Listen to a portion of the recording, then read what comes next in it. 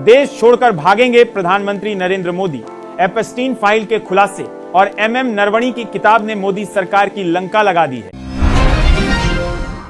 दोस्तों, उन सभी लोगों को मालूम है कि मोदी सरकार ने पूर्व सेना प्रमुख MM नरवणे की किताब पर रोक लगा दी है, क्योंकि उनकी किताब मोदी सरकार की पोल खोलती है। हमारे चैनल को सब्सक्राइब करें। गलवान में हमारे 20 जवान शहीद हुए थे या फिर हत्या कराई गई। प्रधानमंत्री नरेंद्र मोदी ने चीन से कोई डील तो नहीं की, यानी कि मोदी सरकार को लेकर बड़े बड़े खुलासे MM नरवणे साहब की किताब में हो सकते हैं। इसीलिए किताब पर रोक लगा दी गई। अगर किताब सार्वजनिक हो जाती, पब्लिश हो जाती, तो मोदी सरकार हिल जाती। यहां तक कि TMC विधायक की भविष्यवाणी सच साबित हो जाती। नरेंद्र मोदी को देश छोड़कर भागना पड़ता। दोस्तों, इधर एपस्टीन फाइल भी तहलका मचा रही है। एपस्टीन फाइल खुलते ही प्रधानमंत्री नरेंद्र मोदी और देश दुनिया के बड़े बड़े दिग्गजों का नाम आते ही पूरी दुनिया में कोहराम मच गया है। हमारे प्रधानमंत्री, जिन्हें हिंदू हृदय सम्राट कहते हैं, सनातनी कहते हैं, महामानव कहते हैं, इतनी घटिया कृत्य तो शायद नहीं कर सकते मेरे हिसाब से, लेकिन एपस्टीन फाइल में मोदी जी का नाम आया।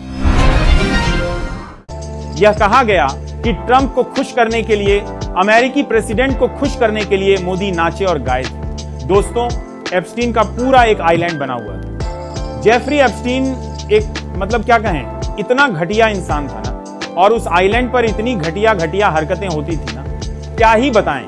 महिलाओं को प्रेग्नेंट करना, उन्हें नोचना, मानव तस्करी तक की जाती। यानी कि इंसान को मार कर खाते थे। यानी कि ये समझ लीजिए कि क्या बताएं, मेरे पास शब्द नहीं है। महिलाओं के साथ जो हैवानियत मार दिया जाता था, वहीं दफना दिया जाता था, प्रेग्नेंट कर दिया जाता था, बच्चियों तक को नहीं बख्शा जाता था। ठीक है, मानव तस्करी, यानी इंसान को मारकर वहां पर खाया जाता था। और उसी एपस्टीन फाइल में प्रधानमंत्री नरेंद्र मोदी का नाम आ गया है। वैसे तो मोदी सरकार पलड़ा झाड़ रही है कि नहीं, मेरा कोई उसमें कनेक्शन ही नहीं है। मोदी जी कभी गए ही नहीं, मोदी जी कभी जेफरी एपस्टीन से मिले ही नहीं। यानी कि तरह तरह की बातें सामने निकल कर आ रही हैं, क्योंकि भाई सच्चाई है। कोई भी चोर अपने आप को चोर नहीं कहता है, ये सच्चाई है। अगर हमने चोरी की, अगर मुझसे कोई पूछेगा, तो मैं पूरी कोशिश करूंगा कि मैं उसे झूठा साबित करूं।